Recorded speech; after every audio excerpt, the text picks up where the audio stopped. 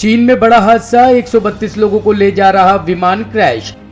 कई मौतों की है आशंका। चीन के गुआंग्सी इलाके में 132 लोगों को ले जा रहा विमान आज क्रैश हो गया। चीन के सरकारी मीडिया CGTN की रिपोर्ट में इस बात की जानकारी दी गई है। रिपोर्ट में कहा गया है कि बोइंग 737 विमान में 130 से ज्यादा लोग सवार थे और यहां गुआंग्सी इलाके के बुझोउ शहर के बाहरी हिस्से में गिरा। कहा जा रहा है कि इस हादसे के चलते पहाड़ पर आग लग गई। फिलहाल अथॉरिटीज ने बचाव दल को मौके पर भेजा है।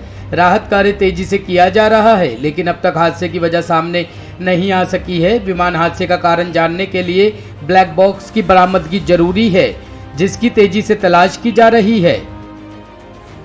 हिमाचल कांग्रेस के करीब 30 पदाधिकारियों ने दिल्ली में थामा आपका दामन। दिल्ली के स्वास्थ्य मंत्री सत्येंद्र जैन से मुलाकात के बाद हिमाचल युवा कांग्रेस के पूर्व अध्यक्ष मनीष ठाकुर की अगुवाई में प्रदेश भर से करीब 30 पदाधिकारियों ने आम आदमी पार्टी का दामन थाम लिया। युवा कांग्रेस के पूर्व अध्यक्ष मनीष ठाकुर पिछले लंबे समय से कांग्रेस पार्टी से पावंटा साहिब विधानसभा क्षेत्र से टिकट मांग रहे थे, जबकि कांग्रेस पार्टी उन्हें लगातार आश्वासन दे रही थी। इसके चलते मनीष अपनी पूरी टीम के साथ आज आम आदमी पार्टी में शामिल हो गए हैं।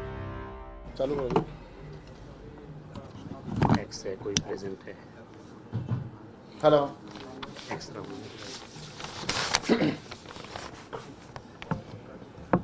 अभी एक सप्ताह पहले हमने डिसाइड किया था कि आम आदमी पार्टी हिमाचल की सभी 68 सीटें लड़ेंगे और शिमला में जाके ये मैंने डिक्लेयर भी किया था। उसके बाद हिमाचल के अंदर बहुत ही शानदार रिस्पांस है। तो हिमाचल के बहुत ही जुझारू और यंग जितने डायनामिक आपने फेस देख रहे हैं, सब हमारे हिमाचल से आए हुए साथी हैं। ये सारे के सारे लोग आज आम आदमी पार्टी ज्वाइन कर रहे हैं। उमर खालिद की जमानत याचिका पर फैसला फिर टला। अब अदालत 23 मार्च को सुनाएगी आदेश। दिल्ली की एक अदालत ने फरवरी 2020 में उत्तर पूर्वी दिल्ली में हुए सांप्रदायिक दंगों के सिलसिले में बड़ी साजिश के एक मामले में जवाहरलाल नेहरू यूनिवर्सिटी के पूर्व छात्र उमर खालिद की जमानत याचिका पर फैसला 23 मार्च तक के लिए टाल दिया है। अतिरिक्त सत्र न्यायाधीश अमिताभ रावत पहले आज आदेश सुनाने वाले थे, लेकिन आज उन्होंने इस मामले को बुधवार के लिए कहते हुए टाल दिया कि फैसला तैयार नहीं है। अदालत ने 3 मार्च को खालिद और अभियोजन पक्ष की ओर से पेश वकील की दलीलें सुनने के बाद आदेश सुरक्षित रख लिया था। जमानत याचिका पर बहस के दौरान आरोपी उमर खालिद ने अदालत को बताया कि अभियोजन पक्ष के पास उसके खिलाफ अपना मामला साबित करने के लिए कोई ठोस सबूत नहीं है।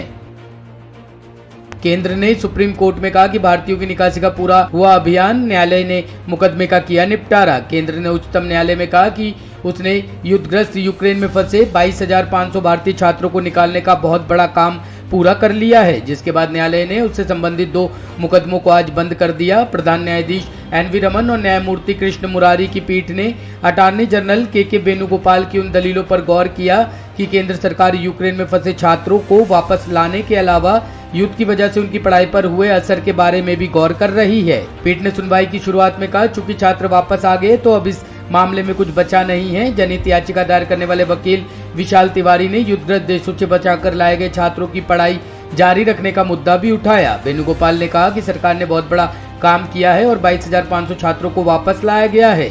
सरकार छात्रों के प्रतिवेदन पर विचार कर रही है और इसे देखेगी। सरकार को फैसला लेने दीजिए। तेलंगाना में शिवाजी महाराज की मूर्ति लगाने को लेकर विवाद गरमाया। बीजेपी के बंद के आह्वान के बीच धारा 144 लागू।